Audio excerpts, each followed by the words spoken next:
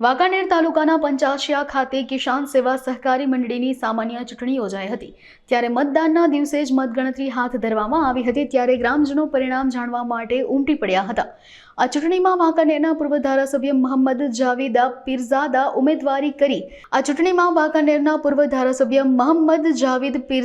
ઉમેદવારી કરી વિજેતા જાહેર થયા હતા।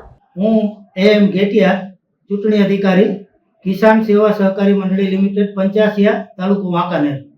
આજ રોજ મંડળીની વ્યવસ્થાપક કમિટીની ચૂંટણીનું મતદાન યોજવામાં આવેલ। મતદાનનો સમય સવારે 9 થી બપોરના 3 સુધીનો હતો। 3:30 થી મતગણતરી શરૂ કરવામાં આવેલી હતી અને લગભગ 7 વાગ્યે મતગણતરી પૂરી થયેલ છે। આ ચૂંટણીમાં કુલ 30 ઉમેદવારો ફાઇનલ આખરી ઉમેદવાર રહેલા હતા।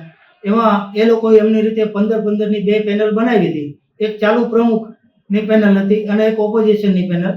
એમાં જે વિજેતા 15 ઉમેદવારો સૌથી વધુ મત મેળવેલા છે એ 15માં અયુબભાઈ ચૌધરી, અયુબભાઈ વકાલિયા, ઇન્દ્રિશભાઈ રહીમભાઈ માથકિયા, ઇસ્માઇલભાઈ શેરસિયા, ઇસ્માઇલભાઈ રસુલભાઈ બાદી, કમીબેન રસુલ અહેમદ બાદી, ગુલામ રસુલ નૂર મોહમ્મદ માથકિયા, નજરુદ્દીન હુસેન અલીભાઈ ખોરજિયા, બશીર હુસેન નૂર મોહમ્મદ બાદી, મોહમ્મદ જાવેદ પીરઝાદા, મોહમ્મદ હુસેન રહીમભાઈ ખોરજિયા, મહિપતભાઈ અવચરભાઈ કોંઢિયા, મોહિઉદ્દીન અહમદભાઈ માથકિયા, શીતલબેન ધીરુભાઈ કોડી અને હુસેનભાઈ મોહમ્મદભાઈ જલાલ કડીવાર, આ 15 ઉમેદવારો અન્ય 15થી વધુ મત મેળવી અને વિજેતા થયેલા છે। ટોટલ મતદારો 610 લાયક મતદારો હતા, મતદાન માટે જે લાયકાત ધરાવતા હતા। એમાંથી 596 નું વોટિંગ થયેલું હતું। કે આ તાલુકામાં સહકારીની પ્રવૃત્તિઓ છે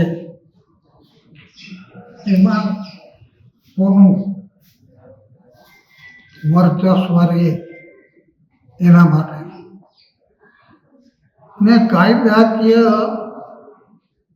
રીતે અને બીજી બધી રીતે ભાજપના અમુક લોકોએ ઘણી બધી દખલગીરી કરી। હાઈકોર્ટમાં, લવાદ કોર્ટમાંથી હાઈકોર્ટમાં આ બધી સ્થિતિ થઈ, પણ લોકોને એમાં પણ ખેડૂતો સાથેના સીધા સંપર્કોના કારણે અડચણો ઘણી હતી। પણ ફરી એક વખત આ મંડળીના સભાસદ ભાઈ બહેનોએ અમારા સાથેના બધા લોકોનો ટેકો આપી અને એક કાર્ય કર્યું। એના માટે તો પ્રથમ તો આ મતદાર ભાઈ બહેનોનો આભાર માનું અને લોકોના તમે કામ કરો તો એ કામની ગણતરી લોકો કરે છે। જ્યારે વીમાની વાત હતી તો વીમો ચૂક્યો નહીં સરકારે, ત્યારે આ મંડળીના 2-3 સભાસદો હાઈકોર્ટમાં ગયા અને હાઈકોર્ટ દ્વારા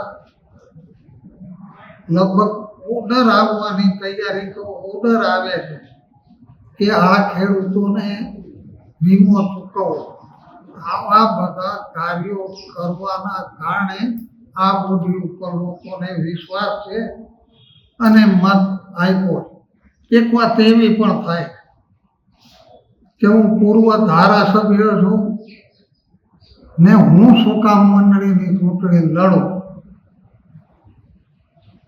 તમે જો કે જિલ્લાના સહકારી આગેવાનો જે પણ છે, પછી જયેશભાઈ હોય, મગનભાઈ હોય કે બીજા કોઈ દિલીપભાઈ સંઘવી હોય, બધા પોતાનો પાયો એ સહકારી મંડળીમાં હોય છે અને મંડળીમાં જો તમારું પ્રતિનિધિત્વ હોય તો જ તમે જિલ્લા કે રાજ્ય સરકારમાં પ્રતિનિધિત્વ સહકારીમાં કરી શકો।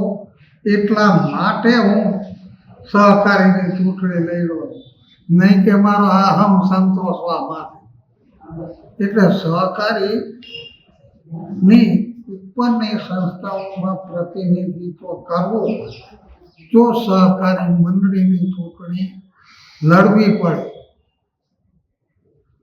એટલે મોટાભાગના સહકારીના આગેવાનો જે છે જયેશભાઈ, મગનભાઈ સહિત બધા એ બધા ખેતીવાડી સહકારી મંડળીના સભ્યો છે ને એના પ્રતિનિધિ તરીકે બેંકમાં, જિલ્લા સંઘમાં, જિલ્લા સહકારી સંઘમાં, ખરીદ વેચાણ સંઘમાં પ્રતિનિધિત્વ કરે છે.